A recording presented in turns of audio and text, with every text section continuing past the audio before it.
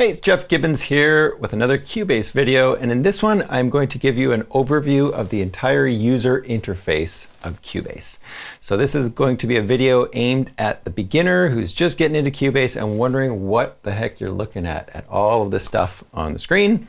So I'm going to go over it, show you the different areas of interest, areas that you should know about, maybe go over some other little tips and tricks as we go through all of this stuff.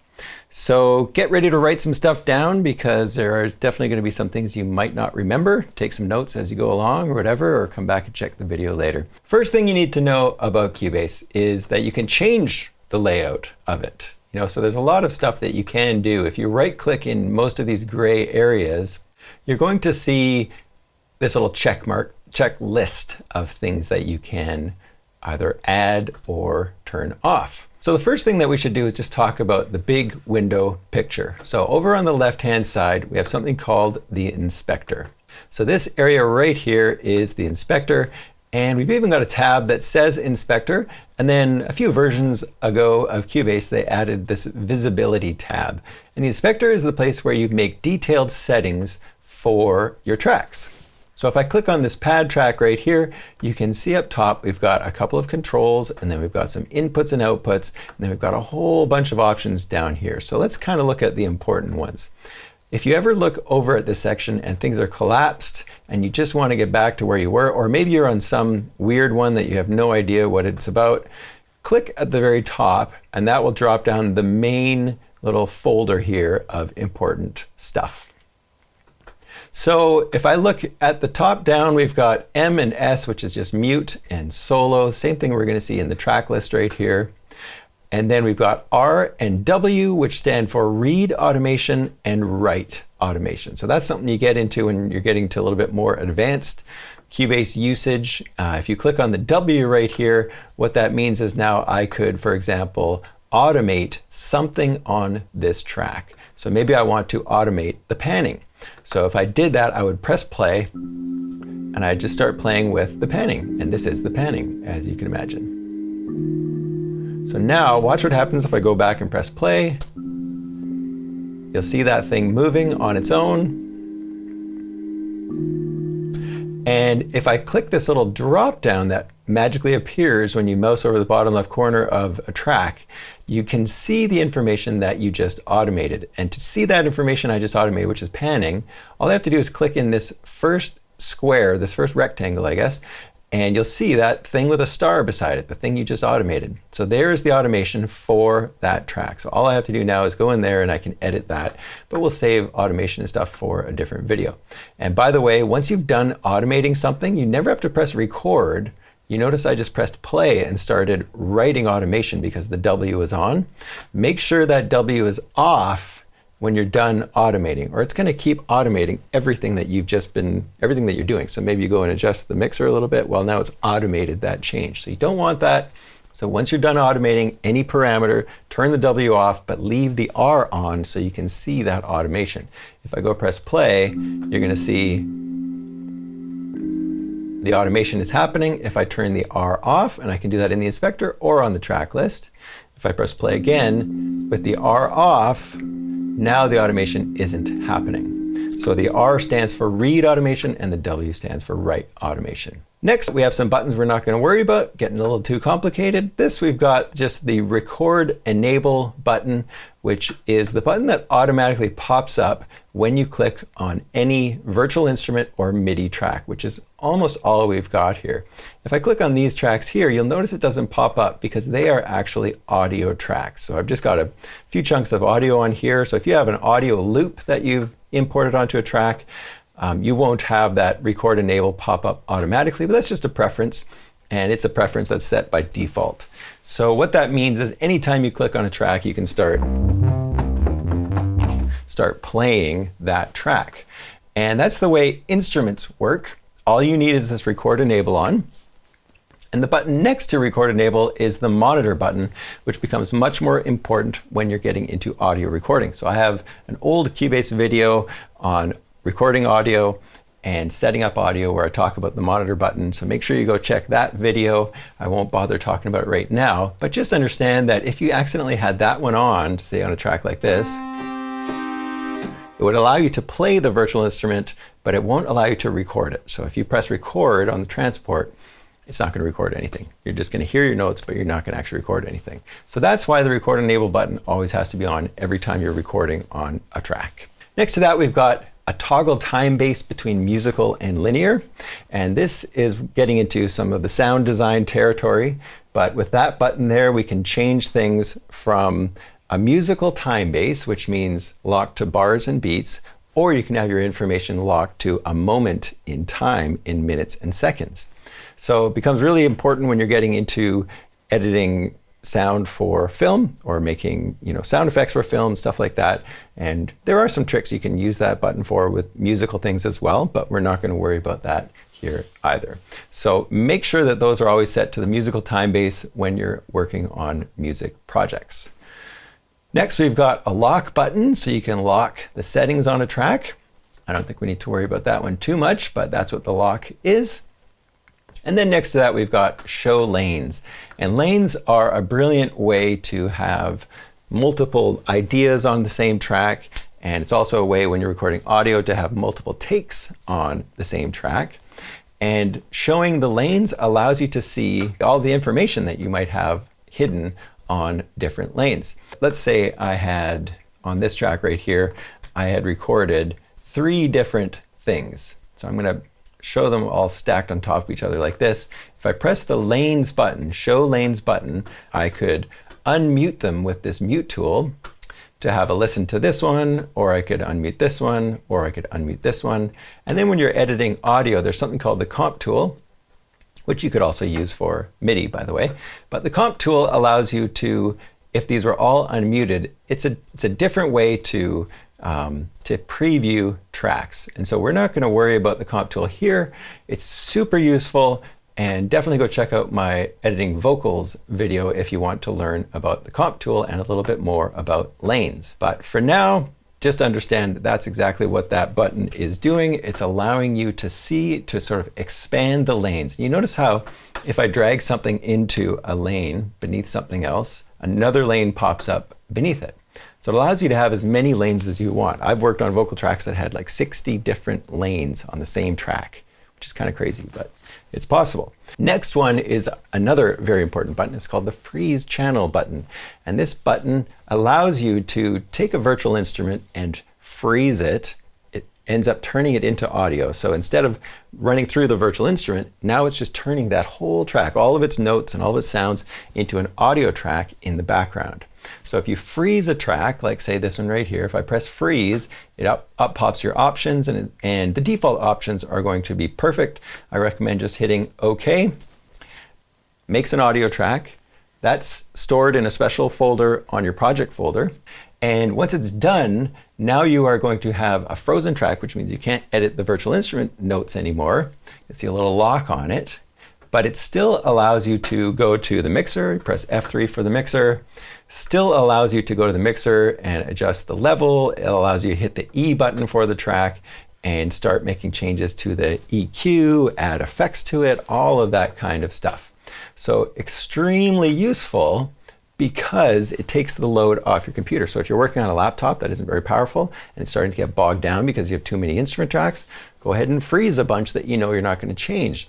And then if you think, well, what if I want to change it later? No problem. Just click the freeze button again. It unfreezes the instrument, loads up the virtual instrument, and allows you to make some more changes, and then you can freeze it again. Back in the day, I used to work on soundtracks on these modest computers, and I would constantly be freezing tracks so that I could keep adding more. The other thing this would allow you to do is work in one studio where you might have virtual instruments that you don't have at your home studio.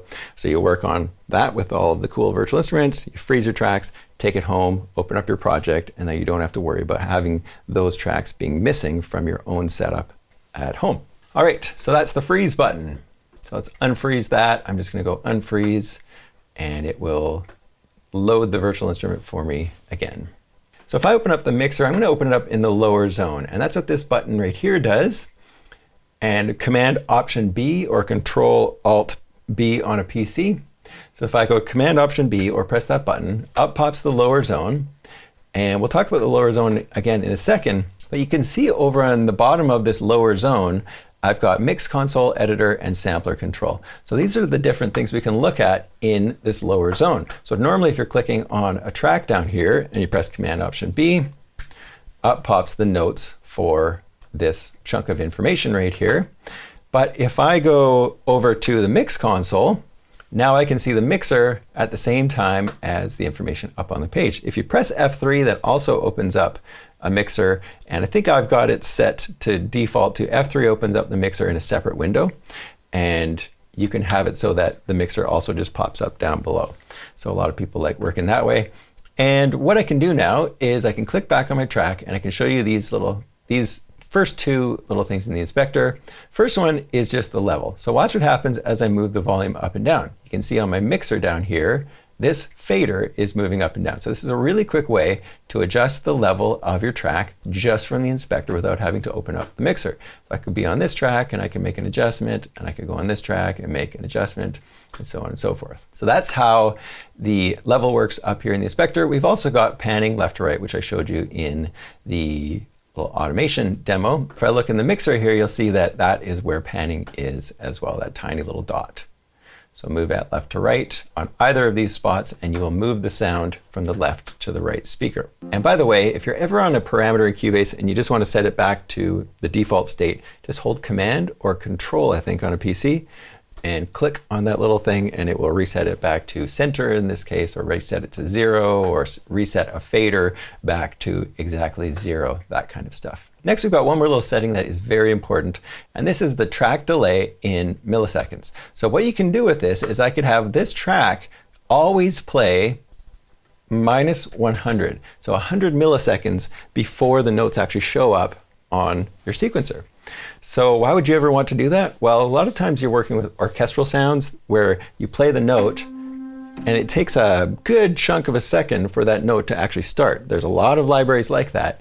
And as long as they're all exactly the same amount out, what you can do is you can go up here and set it to maybe 50 milliseconds, -50 milliseconds, and it will always play those notes 50 milliseconds early, which means you can now quantize the notes, you can lock them to the grid, and know that those notes are always going to play a little bit early so that they come in at the right time. Next one we've got is track presets. We won't worry about that, but it is possible to have a whole detailed settings for a track, save it as a track preset, and load it in different projects. So if you're always doing the same thing, very important workflow tip. Next, we've got these little buttons right here. So we've got that little arrow going into a bracket and that little bracket with an arrow coming out of it. So this one is inputs and this one is outputs. Very important in the Cubase world.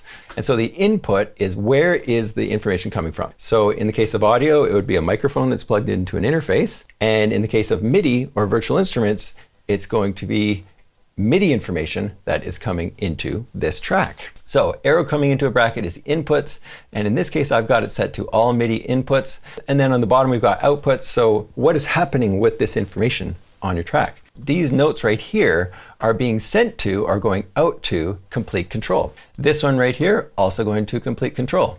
This Midi information right here is going to machine, this device right here. So it's going to the sounds on the machine software. I could take any one of these tracks, I could click on this one right here, I could click in this output, and that's where you can go and change the virtual instrument. So if you decide, you know what, I don't like this instrument anymore, I can go over to something else. So let's go to Spectrasonics and load up Omnisphere instead. Now that Midi information on that track is going to go to that new virtual instrument. You can change it as many times as you want. And then right underneath that, we've got a choice for Midi channel. You're probably never going to want to touch that in most cases unless you're working with a multi-timbral synth. And so don't worry about that too much, but that is where you would change the Midi channel. And then right here, we've got this little button that is Edit Instrument. I call that the toaster because it's one of my students once said it looked like a toaster, and it still does actually. You will see the toaster equivalent on a track list. It just looks more like a keyboard, which kind of makes sense. And then you'll also see it in the editor over here. So if I'm editing notes, I can see it right here. Underneath that, we've got the drum map. Don't forget about the drum map. I always just set it to GM map, which stands for General MIDI Map. So more about that in my Cubase Basics 2 video. As far as all of the rest of this stuff goes, I think we'll leave most of it for now. Something that might be useful is the notepad. You can go in here and jot down some notes for yourself for later on. And then we can do some other things like MIDI inserts. So we can go through and do some weird stuff to MIDI information. We could even use something like this MIDI modifier right here. So let's say you only play in the key of C. Well, you could go in here and on this track, I could go in and I could transpose 3 semitones. So now I'm actually playing in the key of E flat major, but I'm playing it all in the key of C on the white notes on the keyboard. So there's E flat major right there. I'm playing it all with the white notes. So a really great cheat. There's probably a bunch of you out there who are going, what? I could do this all along? Yes, you can. So you just got to do things backwards. So think in the key of C, and then if you're in a new key like F sharp, all you have to do is go, how many semitones up is F sharp? Well, it's 1, 2, 3, 4, 5, 6 semitones up. So if I move this up 6 semitones, I'm now playing in the key of F sharp major. Because maybe you didn't practice F sharp major enough when you were in piano lessons when you were a kid, right? So, oh well, now you can just play in the key of C. So, and also don't forget, white notes, if you're playing in a minor key, you're going to be thinking in terms of A minor instead of C. So if you are now playing in the key of C minor, you go up from A, 1, 2, 3 semitones. So I change that back to 3 semitones. And now I am playing all the white notes starting on an A, and I'm playing in C minor. Nice tip, hey? All right, that one's for free. So let's get out of this inspector for now. I think that's enough for the inspector. We'll get on to the basics of the rest of it, which shouldn't take as much time. So visibility, what happens if you turn the visibility tab on? Well, the great thing about this is maybe you've got some tracks you're not using, like this break it down track. I can go over here and I can just turn off that check mark, and now it's hidden. So I don't see it anymore. It's still there, it's still in my project, but you just won't see it. So turn it back on just by clicking it, but do not forget about this. You may come back to your project 6 months later and go, oh no, I erased all of those important tracks and now I need them back.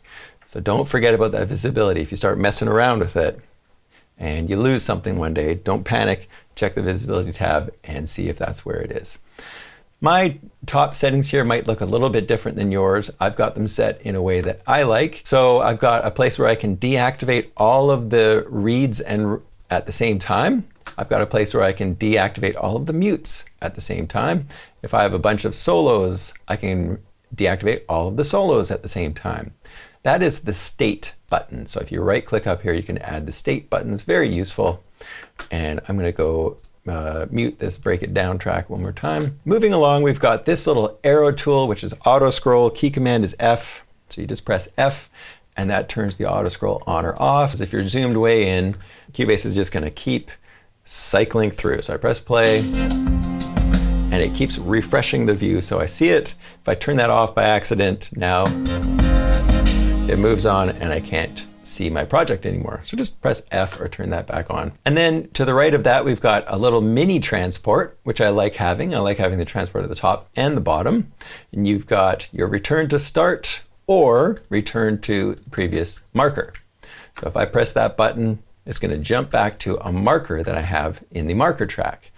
And just a reminder, project, add track, marker, to add a marker track. And you can have multiple marker tracks now in Cubase, which is awesome. So click to the next marker just by moving through these little arrows right here.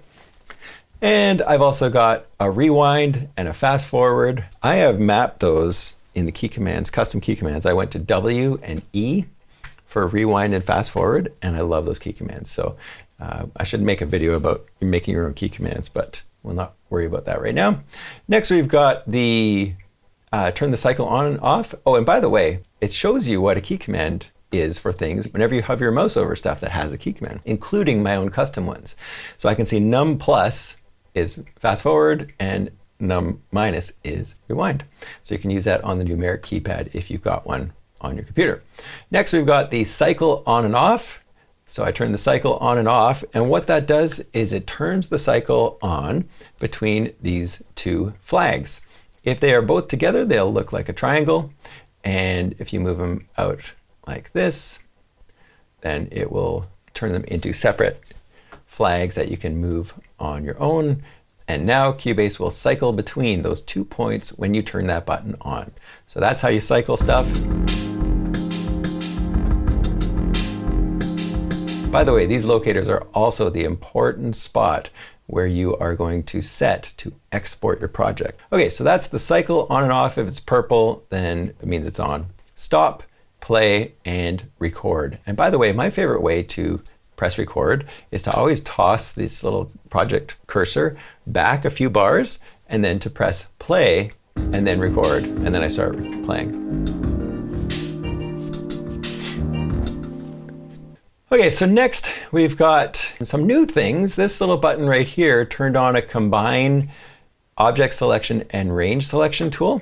And what that means is if you mouse over the top portion of a chunk of anything, it turns into the range selection tool, which allows you to select a range of information and press delete or copy it or whatever. And if you mouse over the bottom, it turns into the arrow tool. So that could be very useful. And I'm sure a lot of people are getting a lot of use out of this. I'm old school. I just like having my object selection so I can click anywhere and just click on it. I don't have to worry about that. But I'm sure if you got used to it, it'd probably be a pretty fast way of working. Truth is, I don't find myself using the range selection tool that much. I much more often use the selection tool, which is just the arrow. Arrow is super important. If you hold Option and click and drag, you make a copy. Option, click, drag. Click, hold Option, drag. Doesn't matter. I make a copy. Same thing happens with notes. Option, drag. I can turn into the pencil in the editor. So the Option click or Alt click on a PC, Option drag will turn into the pencil. That's it. Drag, turn into the pencil. If you click over top of something, it turns into scissors. If I click. If I hold it over top of something, press Option, turn into the scissors. But watch what happens if I click and hold. Makes a copy. In the editor, turns into a pencil also. Or it turns into the drumstick if you're on the drum map. So extremely useful. I am on the arrow tool all the time. If you click and hold down on the arrow tool, it will turn into something called sizing applies time stretch. So you could take something like this that is 8 bars long, and I can mouse over it and I can make it 16 bars long. Let's go to 16. And now I've just slowed it down by exactly half. It's just stretched out the tempo. You could do the other thing if you went and compress it into 4 bars. You'd make it twice as fast. So that's a really interesting tool. You can also do that with audio to speed up or slow down audio. Make sure you turn it back to normal sizing after you're done doing that. If you ever see your mouse and it looks like a little clock next to it, turn that off, go back to normal sizing. Very important. Next, we've got the range selection tool. And again, that just allows you to select a range of something. And you can press delete, or watch what happens if I hold a range selection and I hold Option and drag that over. Now I've just copied that one little chunk. So again, that Option or Alt key is super important, even in the range selection. Range selection is also great because you could select an entire range of a whole bunch of stuff and press delete, or you could also hold Option and drag that over and make a copy. So very cool tool. And next to that, we've got the pencil. I rarely use the pencil because I just Option click or Alt click. Eraser tool does exactly what you think it does. Scissors do what you think it does as well. Glue tool glues stuff together. Very important. I'll use that one often when I've got a drum thing that's really chopped up, maybe too many edits. I'll glue it together so that I can look at the entire thing down in the editor, as opposed to just keep clicking on one chunk at a time. I've got the mute tool, which allows you to mute sections, a great way to try out different arrangements, and then I can unmute them just by clicking it again with the mute tool. The zoom tool, I don't use that one much. I use H and G a lot more often. The comp tool, and then we're not going to worry about time warp. That one, I've got a video on that one specifically. And then the rest of these buttons we probably won't worry about either. But next to that, we've got the color menu, which is where you can go on and color certain things. So I can color a range of chunks. Next, we've got snap to zero crossing. That one you only have to worry about when you're working with audio. And so we'll save that for another video. Next, we've got these 3 buttons. And these 3 buttons are all kind of connected. In a way, they can be. These first two buttons are definitely connected, and they almost should have a little dash between them. If this snap button is on, that means everything you do on this page is going to move to a grid. Right now, the snap is set to grid, and the grid type is set to a bar. If I wanted to move this chunk just one beat over, I would set my grid to beat. So now I can move things over one beat at a time. If I wanted to move things even finer, I would go use quantize, which is this next one. So we've got grid, grid type, and then we've got the quantize settings. So now all three are connected. So now I'm moving according to 16th notes and so on and so forth. And I can change that right there in this little grid right here. If I want to move something freely, I just turn the snap off and I just move it around. Now I can move it anywhere. J is the key command for snap to turn it on and off. So J, turn it back. We've got other things we can do. Like if you've got a chunk of audio that starts a little bit earlier, if I have it set to grid, watch what happens if I move this over to here. Now you see it lines up to the grid. I don't want that. I actually want it to start this tiny little bit early, but just, this bar earlier. So what I can do is set it to grid relative, and now I move this over, and now you see that that is still starting early relative to where it started on the bar before. So it's fairly complex and takes a while to get used to this kind of stuff. And it is important because you don't want to throw things out of sync. So that's the snap. We also have the ability to snap to events and a shuffle button, which is very confusing, but actually very useful in certain situations. And then we have snap to the cursor. So cursor I could snap to right here. So see how it locks to wherever my cursor is. So really neat way to line things up. If you've got a gunshot that happens, you can set your cursor exactly at that spot, grab your gunshot, and then line it up, and it'll snap to the cursor. So that's it, grid type, quantize settings, and then we won't worry too much about the rest of this stuff. Up at the top right, we've got a button that shows us the inspector. So you can turn that off right there. This shows the lower zone. So I turn on the editor or the mixer. And then over here, we can turn on the right zone. And I actually often turn off the right zone and just work with other ways of finding this information that you find in the right zone. But some people really like this, and that's just fine as well. There's so many different ways of doing the same things in Cubase, and so you can find the way that works best for you. So if this right zone is open, by the way, what do we have in here? Well, we have a quick way to get to our virtual instruments. So you can see the virtual instruments by category, and I can just arrow back, this tiny arrow right at the top. I can also go into loops and samples and see all of the loops and samples that you have installed. And don't forget that Cubase comes with a whole bunch of them. So you can click in here to find your loops and samples. And then we've got user presets and other presets and effects and things like that. And then there's other things that we can see quickly in here, which we're not going to worry about. But this meter is pretty fun. Looks pretty impressive, gigantic meter on your screen. So let's turn off the right zone. So this button is important right here, this little settings one. It's a window layout. If you click there, you can see left zone, right zone, another way to set things up. And then I've also got info line. If I turn that on and off, it shows this information line, which I love because I can click on a chunk and I can get detailed information for it. So I can see right here, this one is exactly 13 bars long. It starts at this bar, ends at that bar. And you'll find other stuff for audio. You can go in and change the volume very quickly of something, just add a few decibels. You can transpose something by a few semitones or just by a few cents, and all sorts of other useful things in this information line. So I pretty much leave that on all the time. So the next thing we'll talk about is this main window right here, and this is your kind of arranger window. And in this, on the left-hand side, we have our track list. And we've actually been through most of the things on the track list already.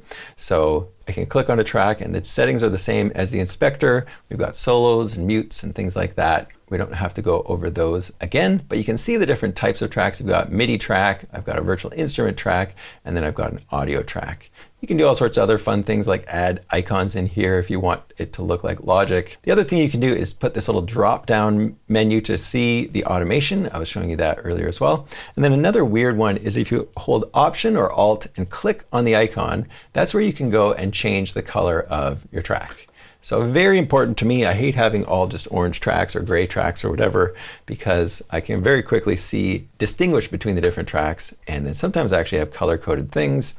And if you go to the mixer, you can see your tracks a lot quicker if they are colored. Remember to right-click in the track list if you want to add a different type of track to your project. We also have this marker track, and again, project add track marker, and that's where you can go in and drop in markers. So let's say I have a new section right here.